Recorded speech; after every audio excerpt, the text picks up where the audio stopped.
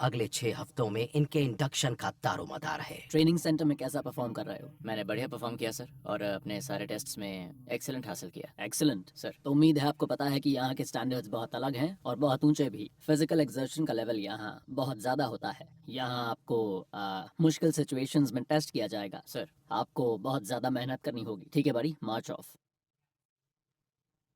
जय हिंद। जय Hind. Counter terror unit में सिखाए जाने वाले शुरुआती सबक में है किसी इंटरवेंशन टीम का हिस्सा कैसे बनते हैं। दोनों आँख खोल के ऐसे। हर टीम में करीब 6 मेंबर्स होते हैं। सब तालमेल से काम करते हैं।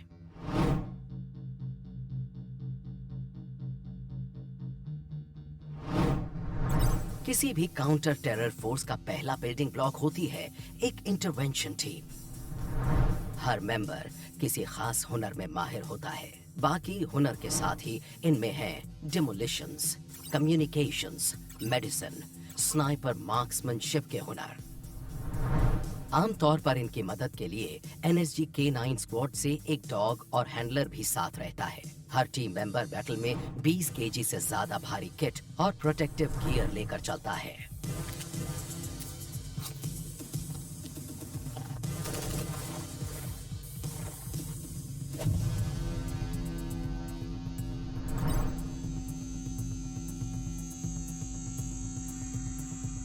पहले हफ्ते में इंडक्टीज से कई तरह के इंटरवेंशन सिमुलेशन ड्रिल कराई जाती हैं।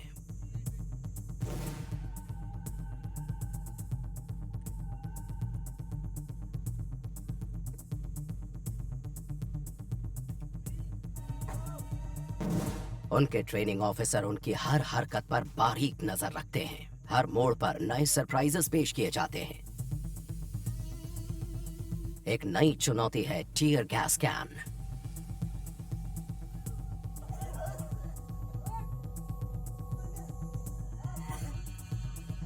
टीयर गैस आंखों में तेज जलन पैदा करती है और स्किन के जलने जैसा एहसास होता है। इन सब लोगों ने बहुत अच्छा किया, सच मानिए। इनमें से अभी तक कोई भागा नहीं। मैं कहूंगा कि इस पूरे ग्रुप में ही बहुत जोश भरा है। उसी दोपहर आगे उनके ट्रेनिंग ऑफिसर ने तोमर के लिए एक टीयर गैस कैन खोला। तोमर ने पहली बार वैसा कोई हथियार थामा था, लेकिन यह आखिरी बार नहीं होने वाला था। एनएसजी ट्रेनिंग पूरी मशक्कत मांगती है और ऐसा सिर्फ 2 पैरों वाले कमांडोज के लिए नहीं है। यहाँ 4 पैरों वाला भी एक पूरा कंटीजेंट है, K9 डॉग स्क्वाड।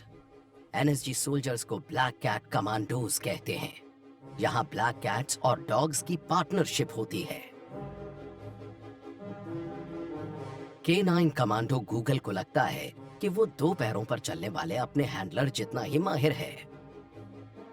गूगल एक हाईली ट्रेन्ड स्निफर डॉग है। इसका काम है एयरक्राफ्ट के ओवरहेड लगेज रैक में विस्फोटकों का पता लगाना।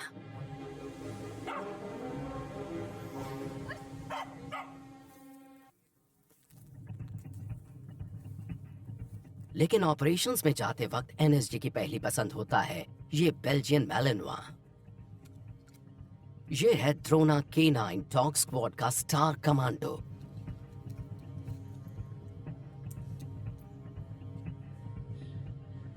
एक्शन में द्रोना पहला कमांडो होता है।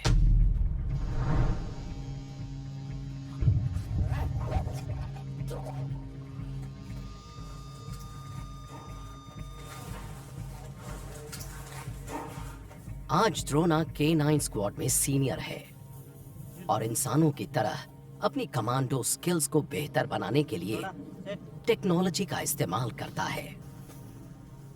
टीम डॉग के पहने K9 विजुअल सिस्टम्स के भरोसे रहती है।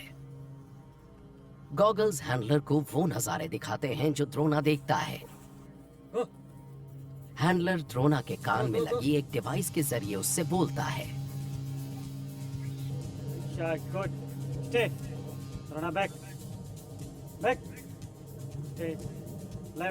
इस दूसरी एक्सरसाइज में द्रोना अपने हैंडलर की नजरों से दूर जाएगा, करीब 1 किलोमीटर दूर मौजूद एक टारगेट को दबोचने के लिए। गो गो गो। ड्रोन फुल पैकेज है एनएसजी के सबसे शानदार हथियारों के बीच।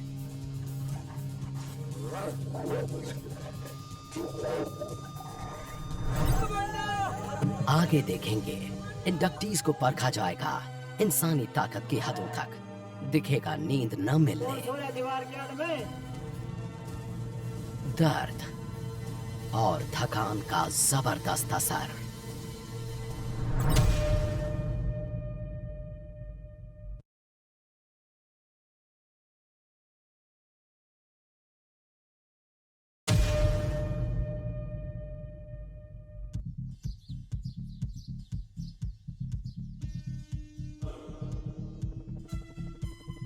नेशनल सिक्योरिटी गार्ड के दूर तक फैले ट्रेनिंग ग्राउंड्स में कमांडोज काउंटर टेररिज्म टैक्टिक्स को निखारते हैं।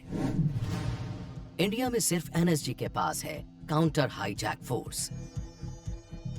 इनके कमांडोज कैंपस में मौजूद एयरक्राफ्ट के साथ हाईजैक के हालात की प्रैक्टिस करते हैं। टाइमिंग सबसे अहम है। FIT move, MIT move, closure over. असल ऑपरेशन में ये जिंदगी और मौत का फैसला कर सकता है। MIT गो। कामयाबी मिलती है बेहद सटीक तालमेल से, वही सबसे अहम है।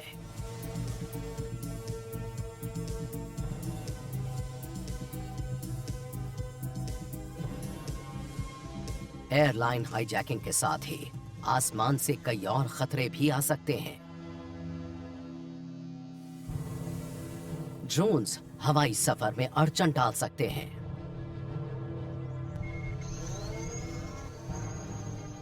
ये नारकोटिक्स और विस्फोटक भी डिलीवर कर सकते हैं या किसी हमले या सर्वेलेंस में मदद कर सकते हैं। 81 ड्रोन इन रेंज। 81 एंगेज। ऐसी हरकतों से निपटने के लिए एनएसजी के पास कमांडोज और इक्विपमेंट दोनों हैं। ड्रोन किलर वेपन सिस्टम गोलियां नहीं दागता, बल्कि ये इनविजिबल रेडियो वेव्स छोड़ता है। ये कई तरह के अनमैन्ड एरियल व्हीकल्स को बेअसर कर देता है।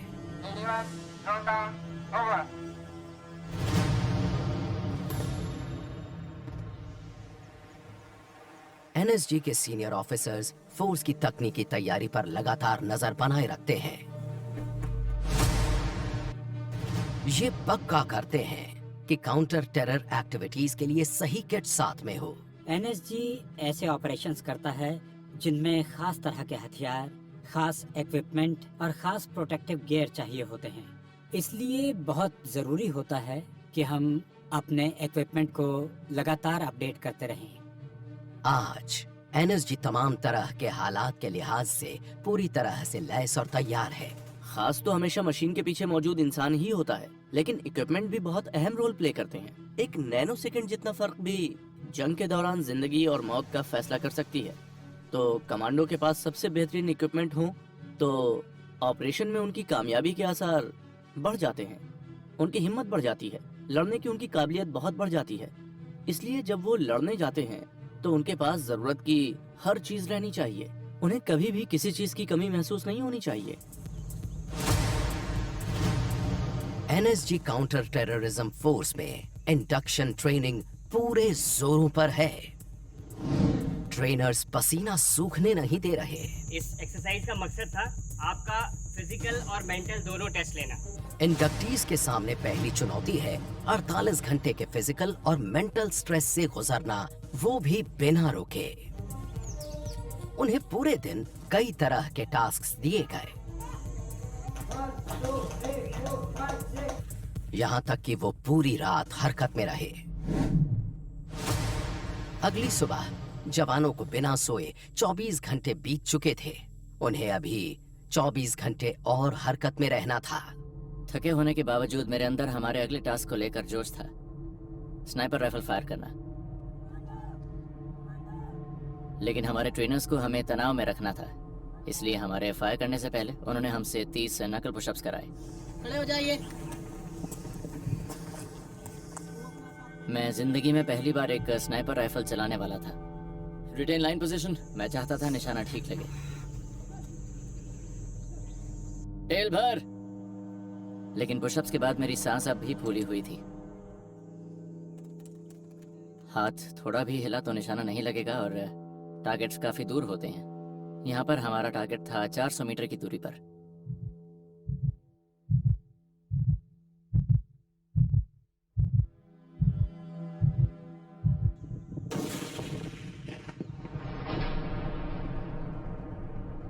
मैं बहुत ही खुश हुआ। मुझे लगा मैंने कुछ हासिल किया है। लेकिन सच कहूं तो उस वक्त दिमाग में तनाव से भरे आगे के 23 घंटे ही थे जो आने वाले थे।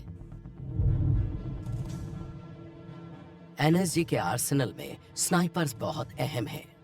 कमांडो हाईली ट्रेन्ड मार्क्समैन होते हैं जो बेहद दूर के टारगेट्स पर निशाना साध सकते हैं। कभी-कभी तो 1 किलोमीटर दूर तक का निशाना भेद देते हैं।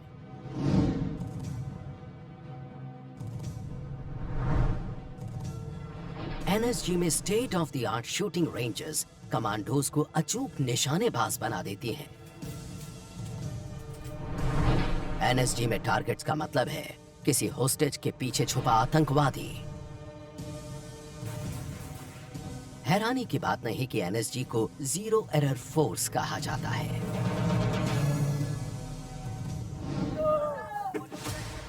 इस बीच इंडक्टीज 48 घंटे के स्ट्रेस टेस्ट से गुजरना जारी रखे हुए हैं। आप आगे चले जाओ, आगे चले जाओ। दूसरे दिन की दोपहर से पहले वो 40 डिग्री से ज्यादा के तापमान में टायर्स को पलट रहे हैं। मुझे याद नहीं उस टायर का वजन कितना था, लेकिन रात भर जागने के बाद करीब 800 मीटर तक उसे पलटते जाने में जान निकल गई। बदली करो साहब की बदली, साहब आप आगे हो जाओ। ये सोचकर और पसीना आ रहा था कि अभी 20 घंटे की कसरत और आगे है। निकलो, आगे निकलो। लेकिन ऐसे पलों में सबसे अच्छा होता है कि अगले टास्क पर ध्यान दिया जाए, न कि अपने आप को डिस्ट्रैक्ट किया जाए। शाम होने पर जवानों को एक छोटा सा ब्रेक दिया गया।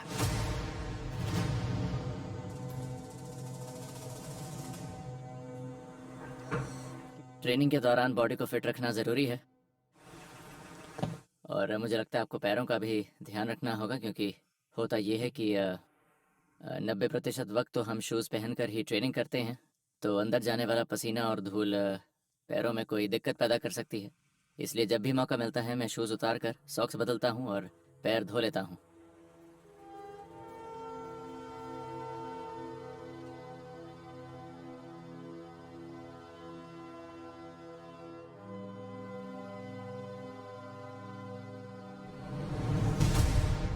इंसान की बॉडी किसी जादू से कम नहीं। इसे हद तक ले जाकर हैरत अंगेज काम किए जा सकते हैं।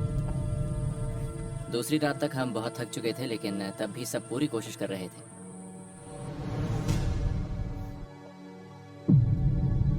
सच कहूं तो दिमाग में वो यादें रह रहकर उभरती हैं। ज्यादातर चीजें तो याद ही नहीं रही। जी सर। तुम्हें पीछे नहीं हटना है। ये जरूर याद है कि हमारे ट्रेनर्स ने हालात को एकदम असली जैसा बनाए रखा था। ये अजीब था, लेकिन असलियत के बहुत करीब था, क्योंकि अगर वैसा सच में होता तो सब कुछ ऐसा ही होता। जो ड्रिल्स बनती हैं वो ऑन ग्राउंड बनती हैं, जो सिनेरियोज बनते हैं वो ऑन ग्राउंड बनते हैं।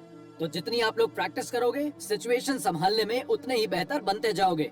तो अभी आप लोग ब्रेक करोगे, फिर डिनर करोगे, फिर उसके बाद आपके रात के आदेश दे दिए जाएंगे। क्लियर है सर? भाई सब खुश हैं सर?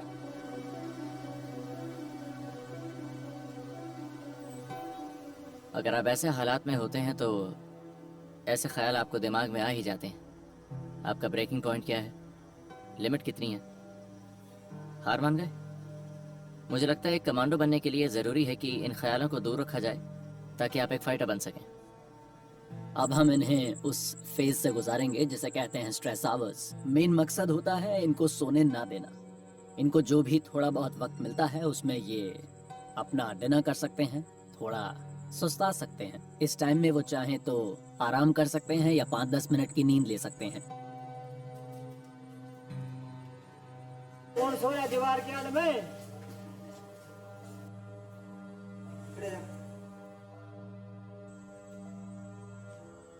ऐसे पलों में मुझे अपनी फैमिली की याद आती है। मेरी बहन, उसका पहला बच्चा हुआ है जिसे मैंने अभी तक नहीं देखा, और मेरी बाइक की बहुत याद आती है। काश मेरी बाइक यहाँ होती और हमारे पास थोड़ा फ्री टाइम होता जिससे मैं बाइक राइड के लिए जा पाता। थोड़ा सा मज़ा तो हो ही जाता हमारे लिए। बाइक को मिस करता हूँ।